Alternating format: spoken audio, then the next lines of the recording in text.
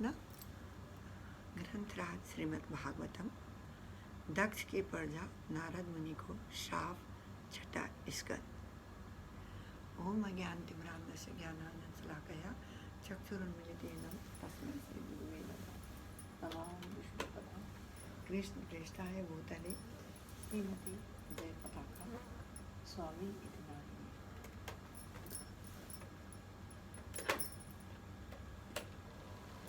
नमस्ते सरस्वती देवी गौरवाणी प्रचारिणी निर्विशेष शून्यवादी पाश्चात्य देशतारिणी। जय श्री कृष्ण चैतन्य प्रभु नित्यानंद श्री अद्वैत गदाधर श्री गौर भक्तवृंद। हरे कृष्ण कृष्ण हरे हरे, हरे राम राम राम हरे हरे। ओम नमो भगवते वासुदेवाय, ओम नमो भगवते वासुदेवाय, ओम नमो भगवते वासुदेवाय, ओम नमो भगवते वासुदेवाय, ओम नमो भगवते वासुदेवाय। वासुदेवा परा वेदा, वासुदेवा परा मख, वासुदेवा परा योगा, वासुदेवा परा क्रिया, वासुदेवा परम ज्ञान, वासुदेवा परा वासुदेवा परो धर्म, वासुदेवा परा वसुदेवं सुतं देवं कंसचाणूरमर्दनं देवकी परमानन्दं कृष्णं वन्दे जगद्गुरुं। हे कृष्ण करुणा सिन्धो दीनबन्धो जगत्पते गोपीश गोप्याकान्ता राधाकान्ता नमोस्तुते। तप्त कांचन गौरंगी राधे वृंदावनेश्वरी वृषभानुसुते देवी प्रणमामि हरि। कृष्णे स्वदामोपगति धर्मज्ञानानिमेषा कलो नष्टो द्विषामेष पुराणाको दिनोदिता नष्टप्रायेष भद्रेश नित्यं भागवत सेवया भगवती उत्तम श्लोके भक्तिर्भवति नैष्ठिकी। वाञ्छाकल्पतरुभ्यश्च कृपा सिन्धुभ्येव च पतितानां पावनेभ्यो वैष्णवेभ्यो नमो नमः। जय राधा माधव कुञ्ज विहारी, जय राधा माधव कुञ्ज विहारी, जय राधा माधव कुञ्ज विहारी, जय गोपी जन वल्लभा गिरिवरधारी, जय गोपी जन वल्लभा गिरिवरधारी, जय गोपी जन वल्लभा गिरिवरधारी। यशोदनंदन ब्रज जन रंजन, यशोदनंदन ब्रज जन रंजन, यशोदनंदन ब्रज जन रंजन। यमुना तीरा वनचारी, यमुना तीरा वनचारी, यमुना तीरा वनचारी। हरे कृष्ण कृष्ण कृष्ण हरे हरे, हरे राम राम राम हरे हरे। हरे कृष्ण कृष्ण कृष्ण हरे हरे, हरे राम राम राम हरे हरे। हरे कृष्ण कृष्ण कृष्ण हरे हरे, हरे राम राम राम हरे हरे। हरे कृष्ण।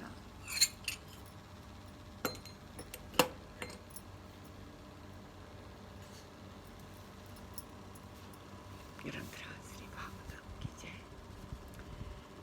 जब 10 प्रचेता तपस्या करके जल से बाहर निकले, उन्होंने देखा कि संपूर्ण पृथ्वी विशाल वृक्षों से आच्छादित हो चुकी थी। इसे देखकर उन्हें क्रोध आ गया। उन सब वृक्षों को जलाकर भस्म करने की इच्छा से प्रचेता अपने मुखों से वायु और अग्नि उत्पन्न करने लगे। इसे देखकर सोमदेव उन्हें शांत करने के लिए वहां प्रकट हो गए।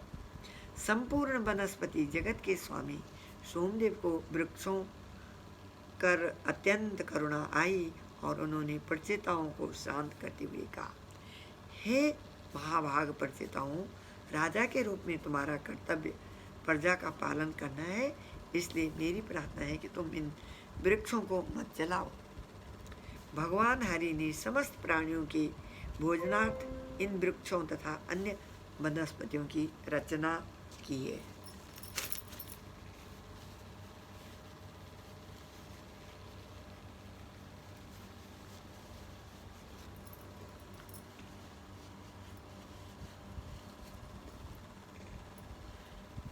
तुम्हारे महाराज प्राचीन बहिर तथा भगवान विष्णु इन दोनों ने तुम्हें प्रजा उत्पन्न करने का आदेश दिया है। तब क्या विचार करके तुम इन वृक्षों तथा वनस्पतियों को नष्ट करना चाहते हो? तुम्हारी प्रजा और उनके वंशजों के लिए इन वृक्षों की रक्षा अत्यंत महत्वपूर्ण है। जिस प्रकार माता पिता बच्चे की रक्षा करते हैं, पलके आँखों की रक्षा करती है, पति अपनी पत्नी की रक्षा करता है, गृहस्थ भिखारियों का पालन करता है, विद्वान व्यक्ति मूर्खों का मार्गदर्शन करता है, उसी प्रकार राजा का कर्तव्य समस्त प्रजा का संरक्षण करना है। ये वृक्ष भी तुम्हारी प्रजा है। मेरा निवेदन है कि तुम अपनी क्रोध पर नियंत्रण करो और इनका संरक्षण करो। भगवान प्रत्येक चर अचर प्राणी के हृदय में परमात्मा रूप में स्थित है और इस प्रकार प्रत्येक प्राणी का शरीर भगवान का मंदिर है। इस उच्च दृष्टिकोण से देखते हुए तुम भगवान को संतुष्ट करो और वृक्षों के रूप में इन प्राणियों का वध मत करो। जो वृक्ष जल गए सो जल गए, परंतु शेष वृक्षों को कृपया छोड़ दो। हे राजकुमारी मारिसा नामक एक सुंदर तथा सुशील कन्या को स्वीकार करो। इन वृक्षों ने इसका लालन पालन किया है, इसे अपनी पत्नी रूप में स्वीकार करो। सोमदेव के इन वचनों को सुनकर प्रचेतागण शांत हो गए। उन्होंने धर्म के अनुसार प्रमलोचा अप्सरा की पुत्री मारिसा से विवाह किया। प्रचेताओं के समर्थित वीर से मारिसा के गर्भ से सर्वप्रथम दक्ष का जन्म हुआ। दक्ष ने अपने मन से सबसे पहले विभिन्न देवताओं, असुरों, मनुष्यों, पक्षियों, पशुओं, जलचरों तथा अन्य प्राणियों की उत्पत्ति की, परंतु जब उन्होंने देखा कि इन जीवात्माओं की उत्पत्ति उनके मन अनुसार नहीं हुई है, वे विंध्याचल पर्वत के निकट अधमर्षण नामक पवित्र स्तर पर चले गए। वहाँ दक्ष ने भगवान विष्णु को प्रसन्न करने के लिए घोर तपस्या तथा अनेक अनुष्ठान किए।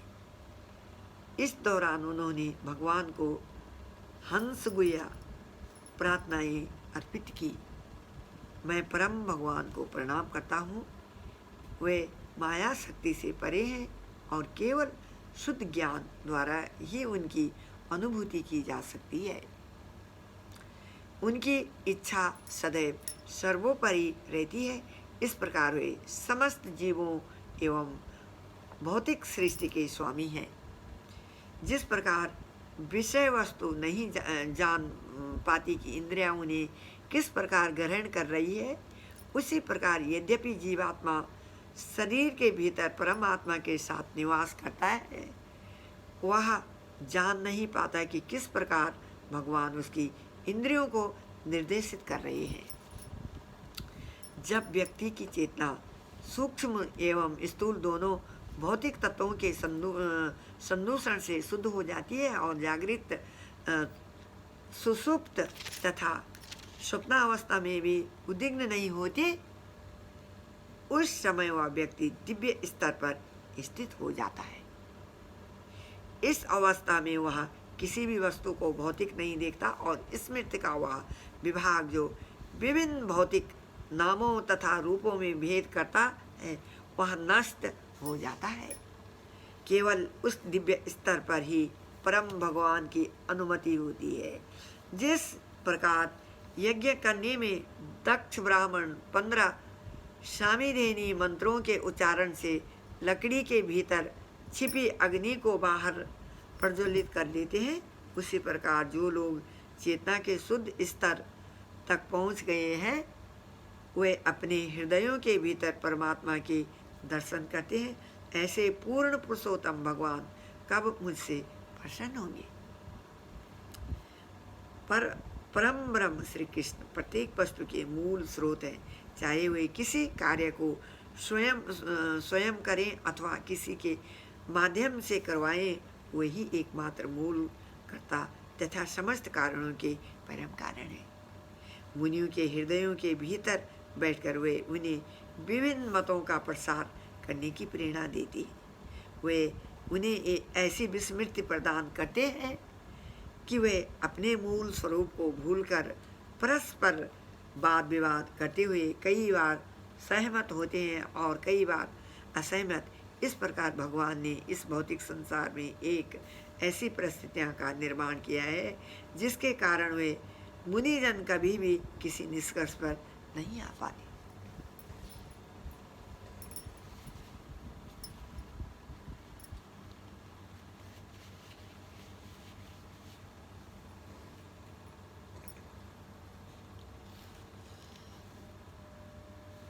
जिस प्रकार वायु किसी वस्तु के गुणों को उड़ाकर ले जाती है, वैसे फूल भी गंध, उसी प्रकार भगवान व्यक्ति की इच्छानुसार निम्न स्तर की उपासना के रूप में स्वयं को प्रकट करते हैं।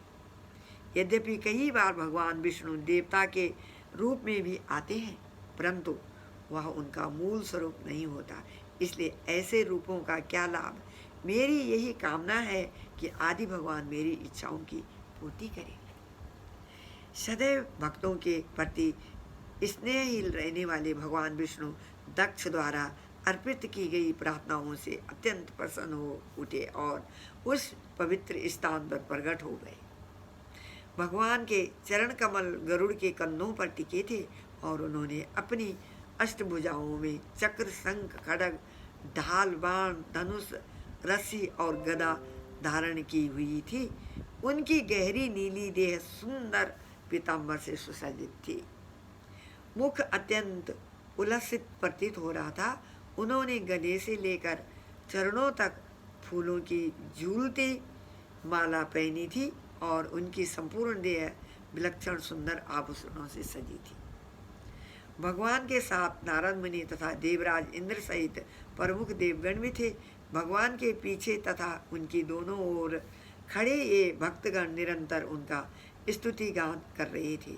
सहसा भगवान के अद्भुत देदीप्यमान रूप देखकर दक्ष तो कुछ भयभीत हो गए, परंतु फिर उन्होंने अत्यंत आनंद पूर्वक भगवान को साष्टांग प्रणाम किया। जिस प्रकार पर्वतों से नीचे बहने वाली नदियाँ पानी से भर आती हैं, उसी प्रकार भगवान के दर्शन से दक्ष की इंद्रियां आनंद से भर उठी। वे इतने भाव विभोर थे कि उनके मुख से कोई शब्द नहीं निकल रहा था और वे भूमि पर ही लेटे रहे।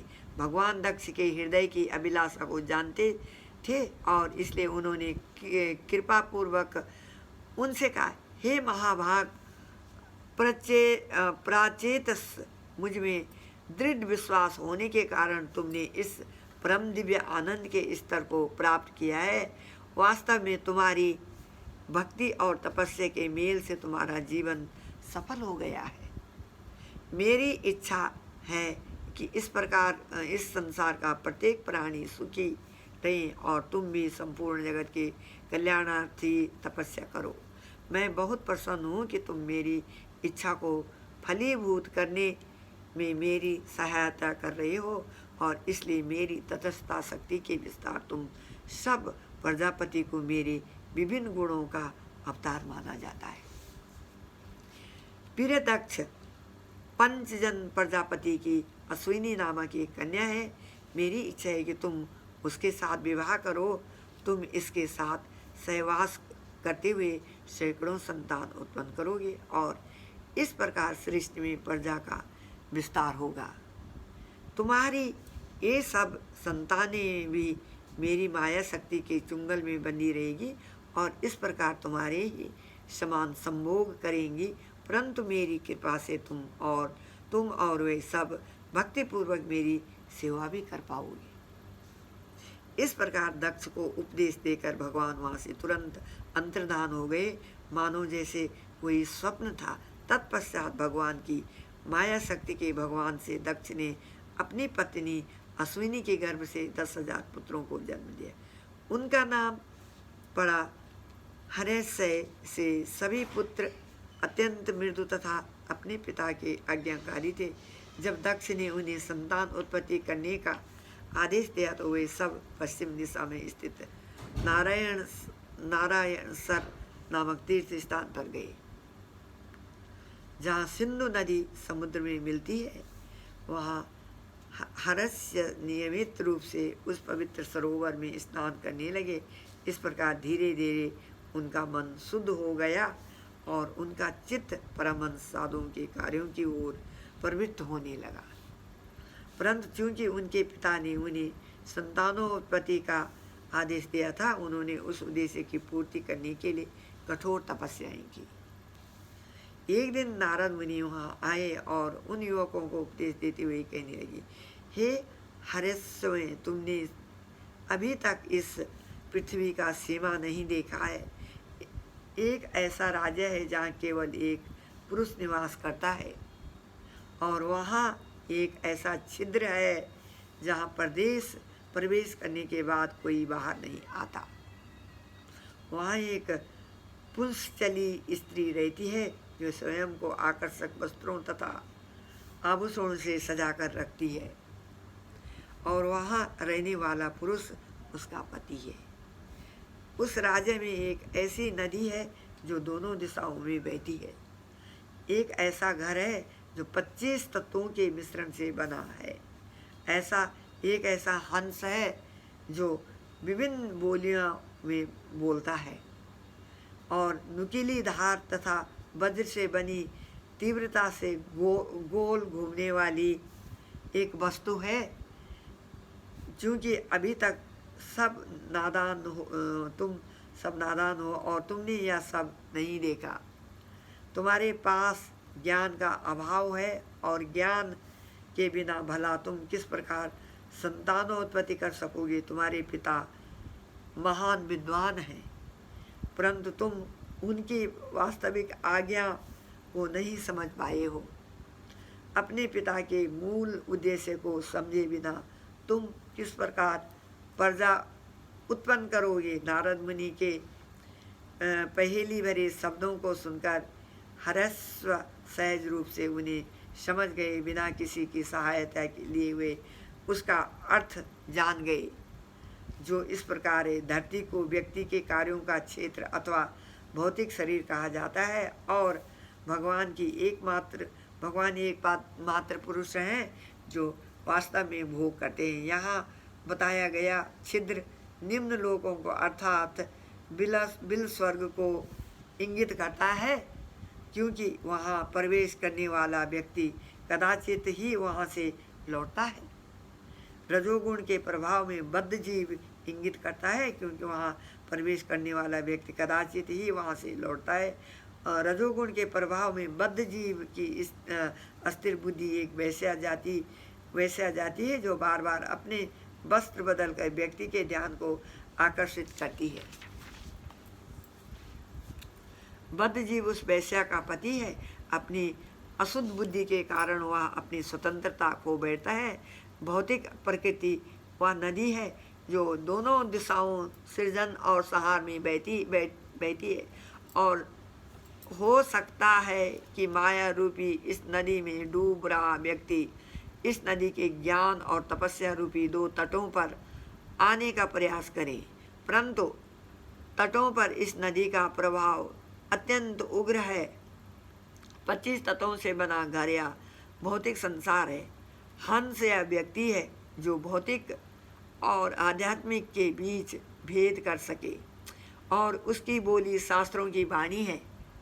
तीक्ष्ण तलवार और वज्र से बना हुआ यंत्र शाश्वत काल है, जो इस भौतिक जगत के कार्यों को बिना रुके चलाता रहता है। हर स्व जान गए कि शास्त्र ही उनके वास्तविक पिता है, और शास्त्रों के हृदय उद्देश्य को समझने बिना वह वास्तव में अज्ञानी ही रहेंगे। नारद मुनि के निर्देश सुनकर हर्यस्व आध्यात्मिक जीवन के तत्व को भली भांति समझ गए।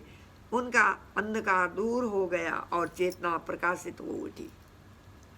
उनके शिक्षाओं के सार को आत्मसात करके उन्होंने नारद मुनि को अपने गुरु के रूप में स्वीकार किया और उनकी प्रदक्षिणा करने के पश्चात उस मार्ग पर चल पड़े जिस पर चलने के बाद कोई इस भौतिक जगत में लौट कर नहीं आता। नारद मुनि जानते थे कि पवित्र स्थल में निवास करने तथा अपनी तपस्याओं के कारण हरस्व मुक्ति के योग्य हैं। इसलिए नारद मुनि सोचा, क्यों इन युवकों को अकारण पारिवारिक जीवन में उलझने के लिए प्रेरित किया जाए। ऐसा पारिवारिक जीवन इतना अंधकार युक्त है कि एक बार प्रवेश करने के बाद कोई उससे बाहर नहीं निकल सकता।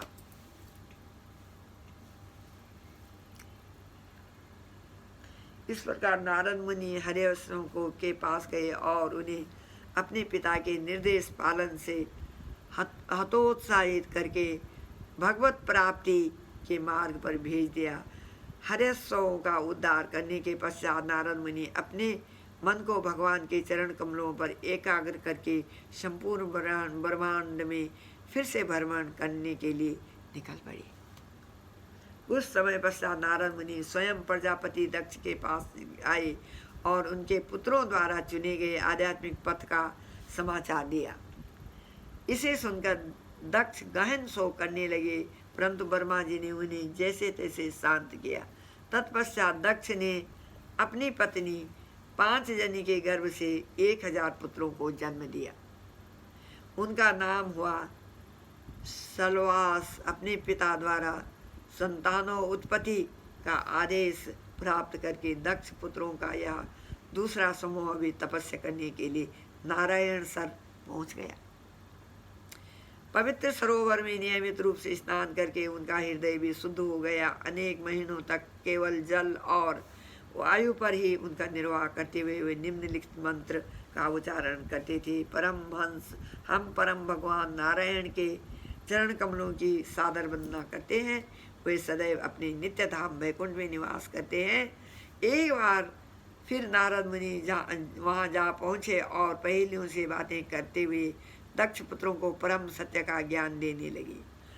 सलवासों को अपने अग्रजों द्वारा अपनाए गए पथ पर चलने की प्रेरणा देकर नारद मुनि की कृपा दृष्टि कभी व्यर्थ नहीं जाती, वहाँ से प्रस्थान किया। नारद मुनि की कृपा से सौलासों ने संतानोत्पत्ति की, अपनी सब अभिलाषाएं त्याग दी और शुद्ध कृष्ण भक्ति से संबंधित कार्य करने लगी। जिस प्रकार रात पश्चिम दिशा में छिपकर फिर नहीं लौटी, उसी प्रकार दक्ष के ये पुत्र आज तक नहीं लौटे। हरे कृष्णा। इसी के साथ में अपनी वाणी को